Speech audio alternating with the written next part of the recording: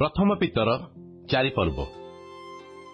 ख्रीष्ट शरीर में दुख भोग करिथिबारु तुम्हे माने मध्य सेहीपरि मन धरी आपण मानकु सुसज्जित कर, कारण जे शरीर में दुख भोग करिअछि से पापरु निवृत्त होइअछि।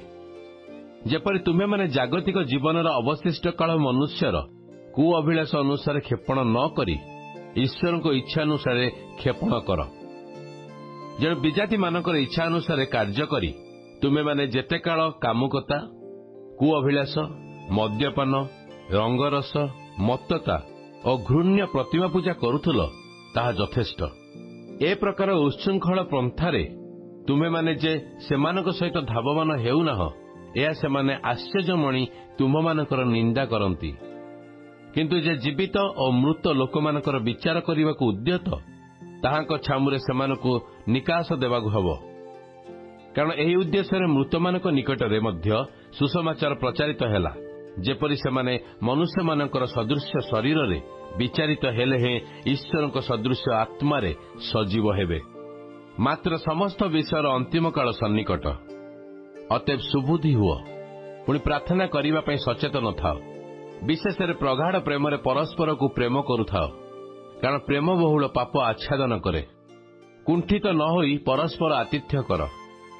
प्रत्येक जन जेउपरि अनुग्रह दान पाइअछ, सेही प्रकार ईश्वरंकर बहुविध अनुग्रहर उत्तम भंडार घरिया स्वरूपे तद्वारा परस्पर सेवा कर। केही जदि प्रचार करे तेबे से ईश्वरंक वाक्यर प्रचारक परि प्रचार करू। केही जदि सेवा करे तेबे से ईश्वरंक ठारू शक्ति प्राप्त लोक परि सेवा करू, जेपरि ईश्वरंक द्वारा ईश्वर गौरवान्वित हेबे। जुगे जुगे गौरव और पराक्रम ताहांकर। आमेन। हे प्रिय माने, तुम्हमानक परीक्षा निमंते जो दुख भोग रूप अग्नि उपस्थित होइअछि ता अद्भुत घटना बोली मने करी आश्चर्य ज्ञान कर नाही, बरं जेउ परिमाण रे ख्रीष्टक दुख भोगर सहभागी हेउअछ सेही परिमाण रे आनंद कर, जेपरि ताहांक महिमा प्रकाशित हेबा समय मध्य तुम्हे माने महानंद रे आनंदित हेब। जदि तुम्हमानकर ख्रीष्टक नाम सकाशे निंदित हुओ ताहाले तुम्हे माने धन्य, कारण गौरवमय आत्मा अर्थात ईश्वरक आत्मा तुम्हमानक ठारे अधिष्ठान करुअछंती।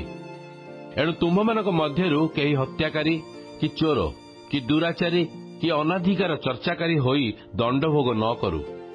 किंतु केही जदि ख्रीस्टियान हेबारु दंडभोग करे ताहाले से लज्जाबोध न करू, बरं एही नाम हेतुरु ईश्वरक महिमा कीर्तन करू। कारण ईश्वरक गृह ठारू आरंभ करी विचार करिबा समय उपस्थित।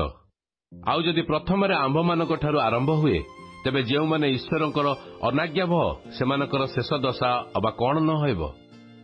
पुणी धार्मिक व्यक्ति जदि कष्टरे परित्राण पाए तेबे अधार्मिक और पापी लोक केउठारे मुह देखाइबो। अतएव जेउ माने ईश्वरंक इच्छा मते दुख भोग करंती सेमाने विश्वस्त सृष्टिकर्तांक हस्तरे आपण आपण आत्मा को समर्पण करी सत्कार्य निविष्ट रहंतु।